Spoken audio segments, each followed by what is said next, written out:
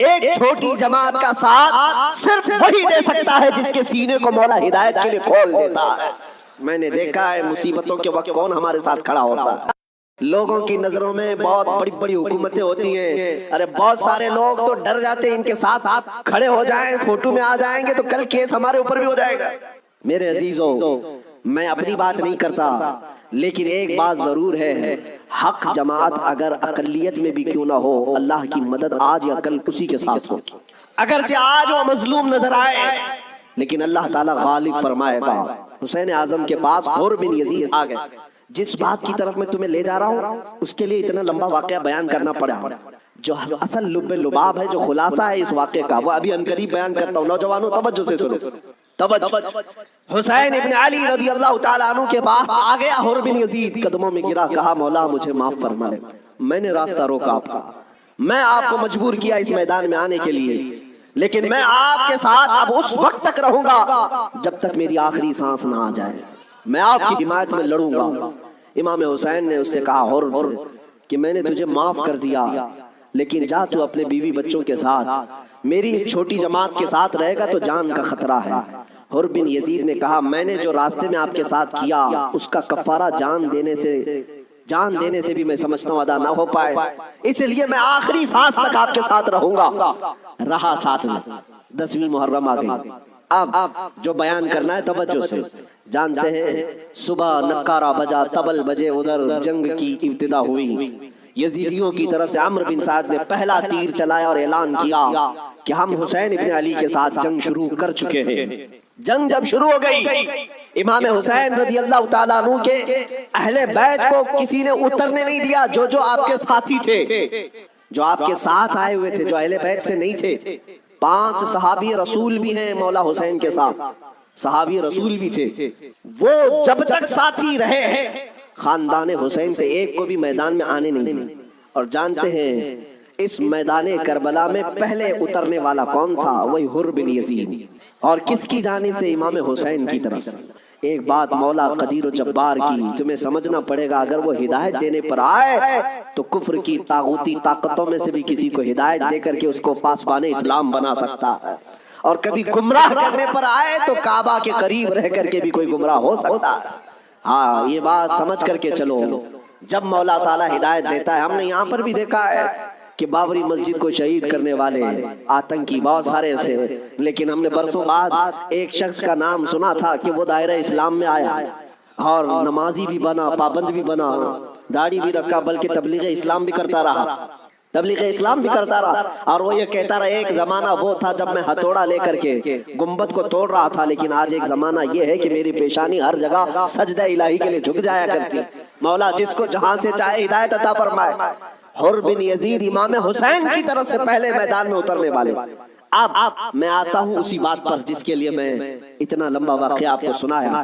مقابلہ دو بدو تھا، ایک کے بعد دیگرے مقابلہ تھا۔ حر بن یزید جب گھوڑے پر سوار ہو کر مقابلے کے لیے آیا تو یزیدیوں کی طرف سے پہلوان آتے رہے، سپاہی آتے رہے، مقابلہ کرتے رہے۔ یہ تنہا حر بن یزید کا مقابلہ صبح سے لے کر کے دوپہر تک چلتا رہا۔ باقی بہت سارے مقابلے ہوئے، تھوڑی تھوڑی دیر کے بعد سب جام شہادت نوش کرتے رہے، یہ زوال کے بعد، لیکن حر بن یزید کا مقابلہ صبح سے چلتا رہا۔ اور میں نے جب تاریخ میں یہ بات پڑھی تو مجھے حیرت ہوئی کہ تنہا حر بن یزید اکیلے گھوڑے پر آیا اور یزیدیوں سے ایک کے بعد دیگرے لڑتا رہا۔ گھنٹوں کے مقابلے کے بعد جن لوگوں کو حر بن یزید نے مارا تھا ان کی لاشیں گنی گئی تو 120 لاشیں پڑی ہوئی تھی۔ یہی بات مجھے کرنا ہے، یہی بات مجھے کرنا ہے۔ تنہا ایک حسینی 120 کو مار گرا سکتا ہے کربلا کے میدان میں۔ تم صرف یہ سنتے ہو کہ حسین اعظم کے بچے شہید ہو گئے، لیکن حسینیوں نے جن کو کاٹا ہے وہ کیوں نہیں سنتے؟ وہ کم نہیں تھے، بہتوں کو فنا فی النار کیا۔ اب جو بات کہنی ہے وہ یہ ہے، حر بن یزید خاندان حسین سے نہیں ہے، اہل بیت سے نہیں ہے، انصار میں سے بھی نہیں ہے جو ساتھی وہاں سے آئے تھے، بلکہ ایک دن پہلے توبہ کر کے حسینی بنا تو دوسرے دن کی طاقت کا حال یہ ہے۔ اب بات سمجھ میں آ گئی، بات سمجھ میں آ گئی۔ ایک دن کا حسینی 120 پر بھاری ہو سکتا ہے، تو جو بچپن سے حسینی ہے وہ ہزاروں پر ضرور بھاری ہوگا، کیوں نہ بھاری ہوگا۔ اعلیٰ حضرت فاضل بریلوی رضی اللہ تعالیٰ عنہ نسبت قادریت پر فخر کرتے ہوئے کہتے ہیں، کیا دبے جس پہ حمایت کا ہو پنجہ تیرا، شیر کو خطرے میں لاتا نہیں کتا تیرا۔ عزیزان گرامی، نسبت قادریت پر جب اتنا فخر ہے تو نسبت حسینی پر کتنا فخر ہو۔ مولا حسین کی نسبت نے اچھے اچھوں کو جوان کر دیا، اور ان کے سگے بھتیجے امام قاسم نے، جانتے ہو عمر کیا تھی امام قاسم کی؟ یہاں بیٹھے ہوئے اکثر لوگ عمر میں بڑے ہوں گے بہت سارے، 19 سال کی جوانی تھی، 19 سال کی جوانی۔ تاریخ نگاروں نے لکھا ہے امام قاسم جب گھوڑے پر بیٹھ کر کے آئے تھے تو یزیدی خیمے میں ایسی کھلبلی مچی، لوگ یہ کہتے تھے کہ قاسم بن حسن، امام حسن کے بڑے بیٹے امام قاسم، میں نے یہ بھی روایت پڑھی، امام قاسم جب گھوڑے پر صرف پہلو بدلتے تھے، پہلو بدلنے، گھوڑے پر ادھر سے ادھر اس طرح پہلو بدلنا، تو یزیدی خیمے کے لوگ کہتے ہیں جب قاسم بن حسن گھوڑے پر پہلو بدلتے تھے تو ایسا لگتا تھا کہ بجلی چمک رہی، بجلی چمک رہی ہے۔ یہ خوف سینوں میں ہزاروں کے ہونے کے باوجود کس نے طاری کیا؟ میرے عزیزو، وہ رب ذوالجلال ہے، غالب حکمت والا، جس نے قرآن میں فرمایا وَلَا تَهِنُوا وَلَا تَحْزَنُوا وَأَنْتُمُ الْأَعْلَوْنَ إِن كُنتُم مُؤْمِنِينَ، تم گھبراؤ مت، پریشان مت ہو، مولا فرماتا ہے تم ہی غالب رہو گے اگر تم سچے ایمان والے ہو، اگر تم میرے مصطفیٰ کریم صلی اللہ علیہ وسلم کے سچے غلام ہو۔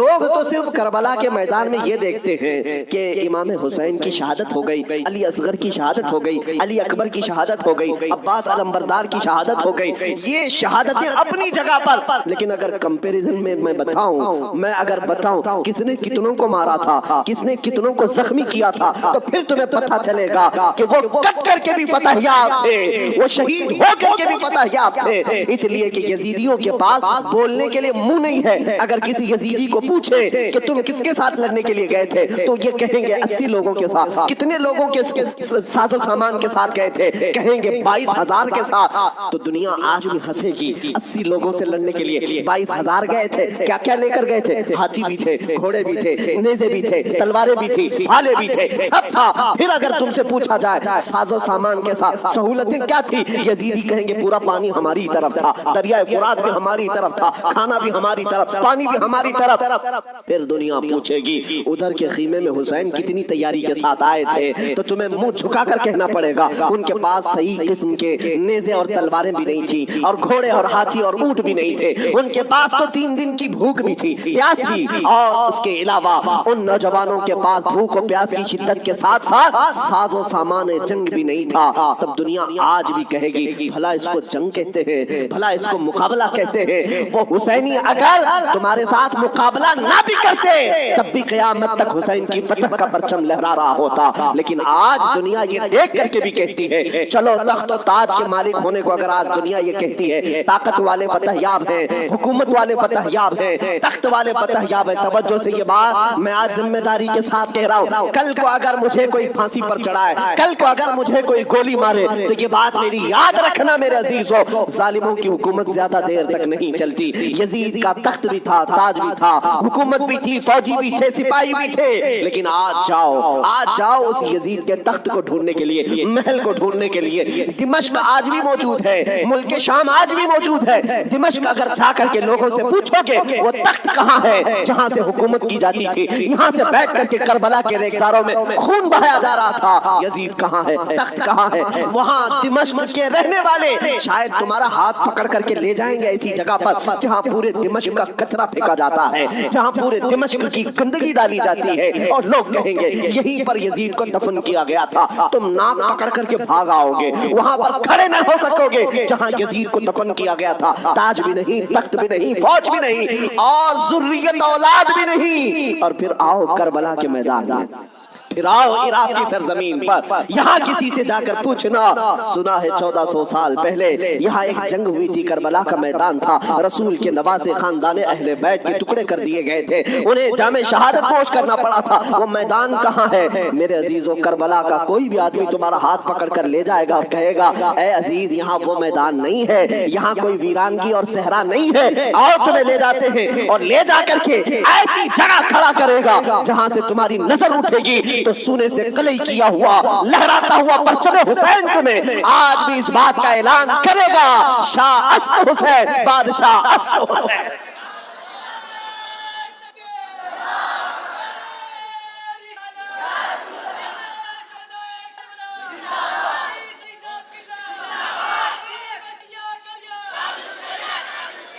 جانتے ہو بہت سارے بچے، بہت سارے نوجوان کسی نہ کسی شخصیت کو اپنا آئیڈیل بناتے ہیں بچپن سے۔ الحمدللہ میں یہ تحدیث نعمت کے لیے کہہ رہا ہوں، اللہ میری ماں کو سلامت رکھے، جن سے میں نے واقعات سنے ہیں تو خالد بن ولید کے سنے تھے، اور ہمارے آئیڈیل جو بزرگ ہیں اس میں مولا امام حسین ہیں، ہم نے ان کو آئیڈیل بنایا ہے، آپ بھی بنا لو، اس لیے کہ ان لوگوں کو جس نے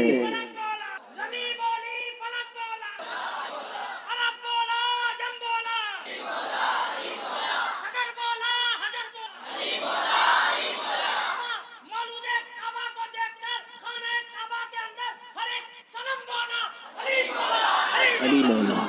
عزیزان گرامی وقار، آپ کو یہ بات یاد رکھنی ہوگی کہ جس نے جس کو آئیڈیل بنایا اور نمونہ بنایا ہے اس کے اندر اسی طرح کی عادتیں بھی آتی ہیں۔ اسی لیے میرے آقا صلی اللہ علیہ وسلم نے ارشاد فرمایا اپنی صحبتیں ڈھونڈ کر کے بناؤ، دوست بھی بناؤ یا کسی کے پیچھے چلو تو پہلے دیکھ لو۔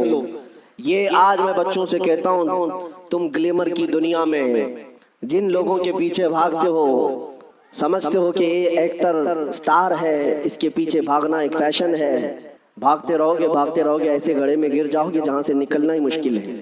ہم نے دیکھا ہے ان دنیاوی مکاروں اور عیاروں کے پیچھے بھاگنے والے نوجوان کبھی سکھ سے نہ رہ سکے، اور ان کی حیثیت کیا ہے؟ فلموں میں آ کر کے تھرک کر کے ناچ کر کے مجرے دکھا کر کے اگر لوگ یہ سمجھتے ہیں کہ یہ بہت بڑے سٹار ہیں، میرے عزیزو ذرا حسن بکھرنے تو دو، بڑھاپا آنے تو دو، اور جب پھر جھریاں پڑ جائیں، کمر ٹیڑھی ہو جائیں تو پھر ہم دیکھتے ہیں کتنے فین ہیں تمہارے۔ لیکن مجھے یقین ہے مولا حسین کا غلام 80 سال کا بھی ہو جائے تو اس کے فین کی کمی نہیں ہوتی، اس کے فینز کم نہیں ہوتے۔ اور ہم نے اپنی زندگی میں حضور تاج الشریعہ کو دیکھا، میرے عزیزو دیکھا ہے آپ حضرات نے، حضرت کی عمر تقریباً 70 کے اوپر تھی، 74 سال کی عمر میں، اور بال پورے سفید ہیں، 2 لوگ پکڑ کر کے چلاتے ہیں، لیکن ہم نے دیکھا ہے جس طرف سے گزر جائے لاکھوں صرف ایک جھلک دیکھنے کے لیے بے قرار۔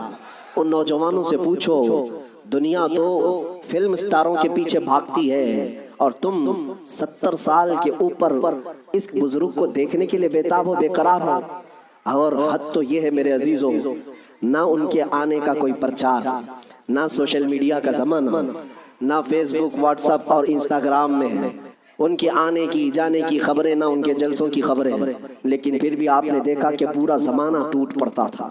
وہ جب جہاں گئے، یہی کی بات نہیں ہے، میں حضرت کے ساتھ مصر میں بھی دیکھا، اور حج میں نے الحمدللہ پہلا حج حضرت کے ساتھ کیا۔ طواف کے بعد وہ سادے لباس میں اتر کر کے نیچے اپنی کار میں بیٹھنے کے لیے آ رہے ہیں، ویل چیئر پر ہے، لیکن ایسے لوگوں کو میں بھاگتے ہوئے دیکھا جو ہندوستانی بھی نہیں، پاکستانی بھی نہیں، بنگلہ دیشی بھی نہیں، ترکی کی عورتیں اور ترکی کے مرد آپ سے مصافحہ کرنے کے لیے، دیکھنے کے لیے بھاگتے ہوئے پیچھے تک آئے۔ میرے عزیزو ترکی میں جمال کم نہیں ہے، ترکی میں خوبصورتی کم نہیں، ہر آدمی گورا ہے، ہر آدمی خوبصورت ہے۔ اگر کوئی یہ سمجھتا ہو کہ حضور تاج الشریعہ کو لوگ اس لیے دیکھنے کے لیے آتے تھے کہ نہایت ہی رنگ کے آپ حسین و جمیل تھے، میرے عزیزو ترکیوں کے پاس حسن ہے، شامیوں کے پاس حسن ہے، مصریوں کے پاس حسن ہے، لیکن ان کو بھی ہم بے تاب و بے قرار دیکھا ہے، ہم نے دیکھا ہے۔ اسی وقت ہم نے، میرے پڑھنے کا زمانہ تھا، ان ترکیوں سے میں نے پوچھا تھا، وہ صحیح طریقے سے عربی بھی نہیں جانتے اور صحیح طریقے سے انگلش بھی نہیں جانتے، لیکن ٹوٹی پوٹی جو بھی ان کو عربی آتی۔ ہم نے پوچھا ان کو جانتے ہو، ان کو جانتے ہو، ان کو ملنے کے لیے تم دوڑے آئے؟ کہا جانتے تو نہیں، فوٹو میں کبھی دیکھا، فوٹو تو ہوتا ہی، کہیں کوئی ویڈیو دیکھا نہیں، پھر کیوں؟ کہتے ہم نے طواف میں بیٹھے بیٹھے دیکھا، ان کی طرف ہمارا دل کھینچا جا رہا تھا۔ میرے عزیزو جو حسین اعظم کا غلام ہو، غوث پاک کا سچا غلام ہو، مولا کریم اس کے چہرے میں یہ کشش رکھتا ہے، چاہے وہ 80 سال کا ہو یا 90 سال کا ہو، وہ دنیا کو اپنی طرف کھینچ لیتا ہے، وہ کھینچ لیتا ہے۔ اب آؤ میں آپ کو بات بتا دوں، مر جانا، کٹ جانا، یہ ہماری انتہا نہیں ہے۔ اگر کوئی یہ سمجھتا ہے کہ ہمیں پھانسی دے کر کے یہ ختم کر دے گا تو اس کی خام خیالی ہے۔ یہاں پر انگریزوں کا دور تھا، 100 سال تک یہ اتنا ظلم کرتے رہے ہندوستان میں، آج بھی وہ تاریخ رقم ہے، لیکن سب سے زیادہ انہوں نے اگر کسی پر ظلم کیا تو مسلمانوں پر ظلم کیا انگریزوں نے۔ اور ان کو بھی آپ میں بتاؤں، آج پھر وہ دور ہمیں نظر آ رہا ہے ظلم کا، کسی ایک خاص کمیونٹی کو ٹارگٹ کرنا۔ انگریز ڈرتے تھے کس سے جانتے ہیں؟ جن لوگوں سے وہ ڈرتے تھے وہ کالا پانی کی سزا دیتے تھے۔ انڈمان نکوبار، جزیرہ انڈمان کو بھیجتے تھے، لیکن جزیرہ انڈمان نکوبار میں جو جیل ہے جہاں بھیجتے تھے، وہاں سب سے زیادہ اگر کسی کو انہوں نے بھیجا ہے تو وہ علماء اہل سنت کو بھیجا ہے۔ یعنی آج سے 100 سال پہلے بھی انگریزوں کے خیمے میں کھلبلی تھی تو علماء سے ہی تھی، حق بولنے والے علماء، علماء ربانیین۔ اور پھانسی پر چڑھایا ہے 30,000 علماء کو اہل سنت و جماعت کے۔ ایک بات میں آپ کو بتانا چاہتا ہوں، علامہ کفایت علی کافی رحمۃ اللہ علیہ، مراد آباد شہر کے رہنے والے ایک عاشق رسول، ان سے انگریز اتنا ڈرتے تھے، اتنا ڈرتے تھے، کیونکہ جانتے تھے کہ ان کی زبان سے نکلے ہوئے کلمات سے اچھے اچھوں کے دل بدل جاتے ہیں۔ ان کو پتا ہے عالم ربانی، عالم حقانی کی زبان کو وہ توپ سے زیادہ اہمیت دیتے ہیں۔ کوئی توپ اور بندوق سے مارے اس سے زیادہ اہمیت ان کو ایک عالم ربانی کی زبان سے نکلے ہوئے حق جملے۔ اسی لیے کفایت علی کافی کو گرفتار کرنے کے لیے جانتے ہیں کتنے لوگ آئے تھے؟ انگریز فوج کے 3,000 لوگ آئے تھے ایک عالم کو گرفتار کرنے کے لیے۔ ہمیشہ دنیا کے ظلم نے یہ بتایا ہے کہ یہ بزدل ہوتے ہیں، ہمیشہ بتایا ہے انہوں نے کہ باطل خیموں میں اکثر مادہ ہوتے ہیں، ان میں شیر نر نہیں ہوتا۔ ایک اہل سنت و جماعت کے عالم ربانی کو گرفتار کرنے کے لیے 3,000 کی فوج آئی۔